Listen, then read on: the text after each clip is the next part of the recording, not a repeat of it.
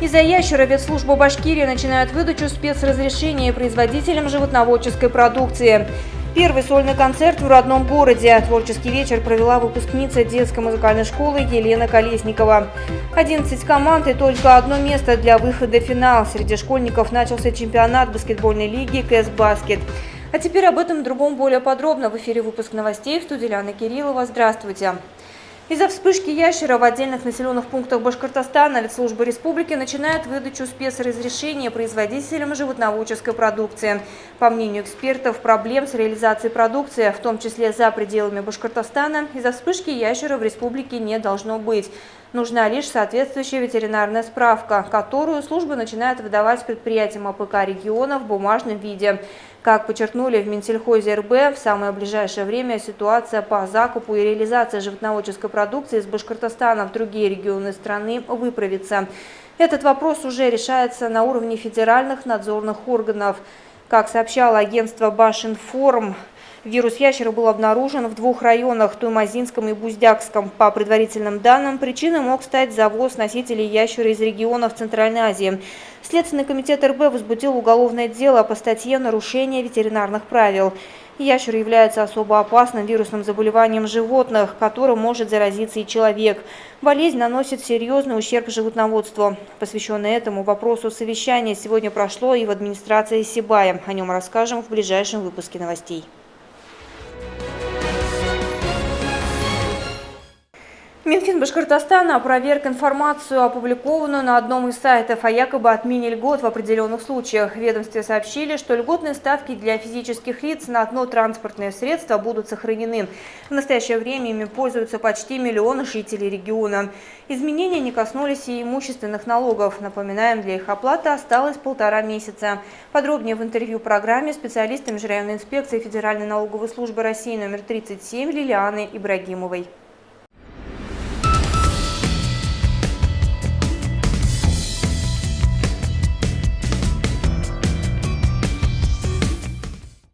Уважаемые налогоплательщики, Межрайонная ФНС России номер 37 по Республике Башкортостан напоминает, что уплатить имущественные налоги физическим лицам необходимо не позднее 1 декабря 2017 года. Не допускайте образования задолженности. Начиная с 14 октября 2017 года в многофункциональном комплексе Зауралье организованы выездные пункты по приему налогоплательщиков по администрированию имущественных налогов. 14 и 28 октября, 11 и 25 ноября, 9 и 23 декабря мы ждем вас с 10 до 15:00.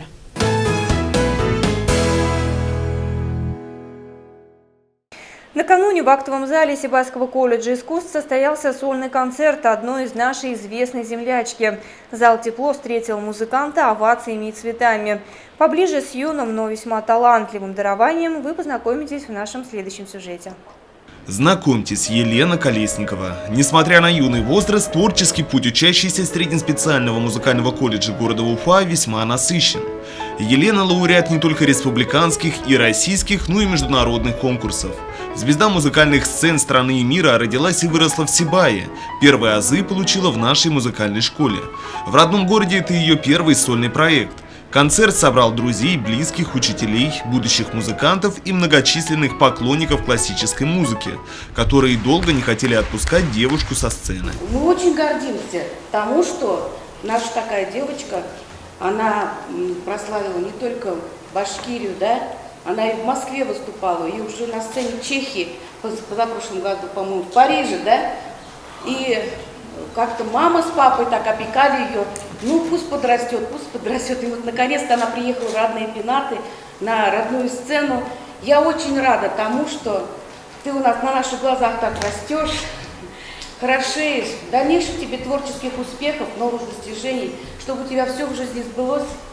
Все получилось, а мы только рады встрече. Ожидания зрителей оправдались в полной мере. Юный музыкант исполнила знаменитые произведения известных композиторов, таких как Бах, Бетховен, Прокофьев и другие. Широта репертуара поразительна, ровно как и виртуозность исполнения и высочайшая интонационная культура пианиста.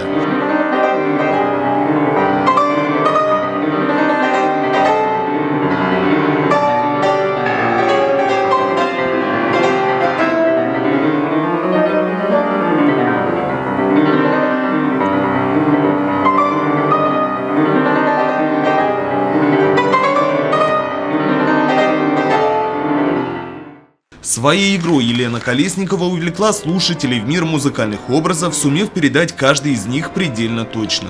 В ее звуке и лирика, и философия, и гротеск, и драматизм, вся палитра музыкальных красок. Дверь в мир музыки для меня открыла мама.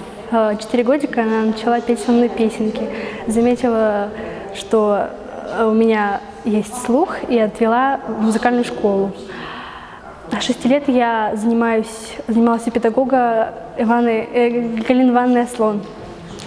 В 9 лет уехала в Уфу, в средний специальный музыкальный колледж к педагогу Ларисе Валямовой.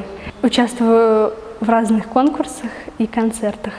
Занимала первые места за границей в Италии, Париже, Вене, Чехии и по городам России.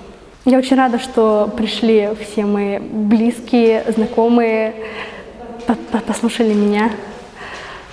Я очень счастлива, что дала этот концерт.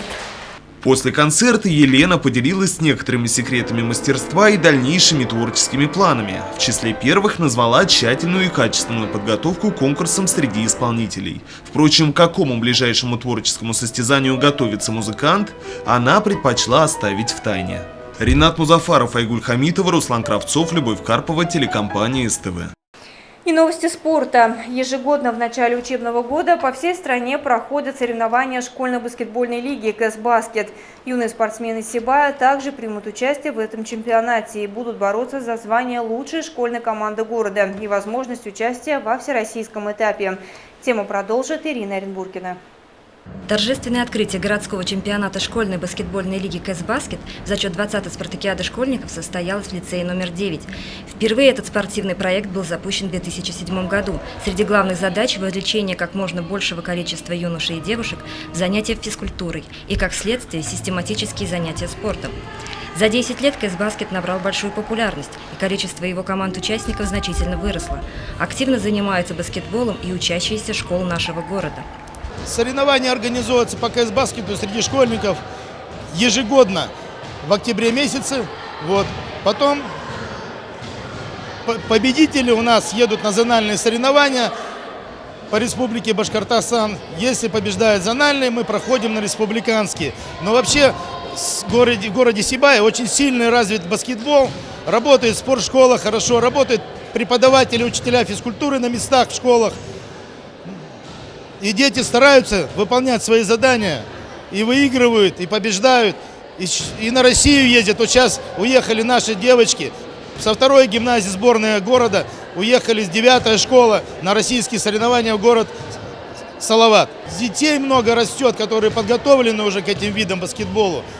Не могут у нас выехать команды с Дружбы, 11-я школа.